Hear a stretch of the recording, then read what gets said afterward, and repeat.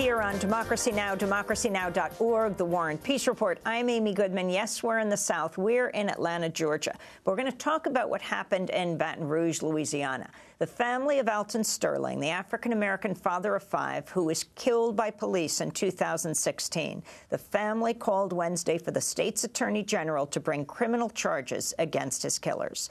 The call came after the Justice Department declined to bring federal charges against officers Blaine Salamone and Howie Lake. Sterling family lawyer Chris Stewart said the U.S. Attorney's Office provided new details about the killing, including how Officer Salamone shot Sterling 6 times.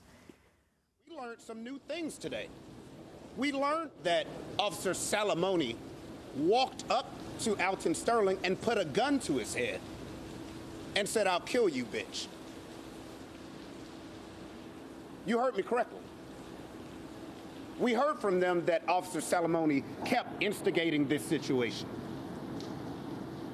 You heard me correctly.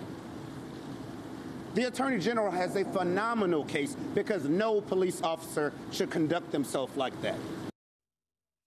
In a statement, Louisiana Attorney General Jeff Landry promised a thorough investigation into whether to charge Officers Lake and Salamone. Alton Sterling's aunt, Sandra Sterling, said she was devastated after learning new details about how her nephew was killed. And what I heard today, the suffering still continues. So now that I know that it's not a civil matter anymore, now it's a human matter. Because Alton was human. He's no longer here, but his voice still will be heard through us. So stay behind us, because we love Alton, and we don't want this to end. Remember his name. Alton Sterling's killing on July 5th, 2016, sparked nationwide protests against police brutality. For more, we're going to Washington, D.C., where we're joined by Cornell William Brooks, president and CEO of NAACP, also longtime human rights activist, civil rights lawyer, and minister. Welcome back to Democracy Now! Let's start with Alton Sterling. What are you calling for at the NAACP? We're calling for the Attorney General of the state of Louisiana to conduct a thorough investigation and to vigorously pursue charges against these police officers. The fact that Mr. Salamone put a gun to Alton Sterling's head, referred to him with a slur, cursed him, if you will. Those actions suggest his propensity to use violence, and those actions also put into context any actions by Mr. Sterling. This whole encounter from beginning to end was less than a few minutes. So in other words, from the time Mr. Sterling was confronted by these police officers, having a gun put to his head and being shot less than 30 seconds after he was pinned to the ground, took place in a matter of minutes. This is not standard operating procedure. This is not standard community policing. And so we're asking that the Attorney General conduct a thorough investigation, that he consider the full range of the officer's conduct during the encounter, but also the kind of officer he was and is. This happens with a brutal regularity, as you know, quite well. Between 950 and 1,000 people lose their lives at the hands of the police every year. A young black man is 21 times more likely to lose his hands of the police than his white counterpart.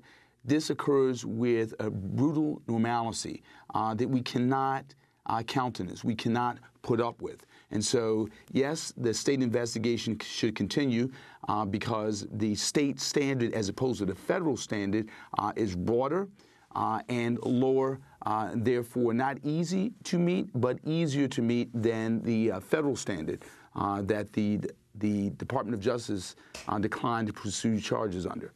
I mean, what's truly astounding, the only people arrested in this case, in the death of Alton Sterling, were 2 men. One was Abdullah Maflahi. He owned the Triple S convenience store. That's right. They took his video, because, of course, he had video at the store, surveillance video. And the other person was Chris Leday, who works at a military base here in Georgia, saw video from bystanders posted online before he knew it at at the military base. He was handcuffed. He was frog marched across the across the military base, and he was jailed. This is for posting the video, and we see how horrifying that video is, that Alton Sterling was shot at point-blank range as he lay on his back. That's right. 3 in the chest, 3 bullets in the chest, 3 in the back. And what's so frightening here is that these investigations, state and federal, are being conducted in an atmosphere of dangerous silence and dangerous presumption. Dangerous silence in the sense that this code of blue prevents people from coming forward. It inhibits a free and frank discussion and testimony with respect to what's happened in so many instances, but also a code of dangerous presumption. Namely, the conduct of officers is presumed to be reasonable, assumed to be reasonable in the face of god-awful facts.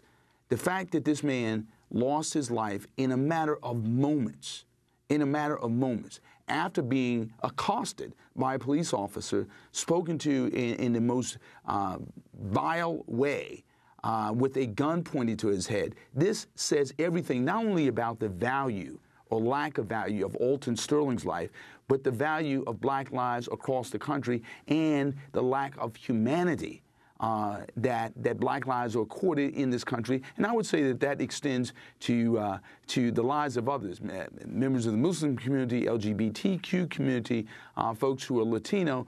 But we've got rogue policing going on, and we, in fact, have far too many prosecutors, far too many police chiefs, and certainly an attorney general who does not appreciate the breadth and the reality of this.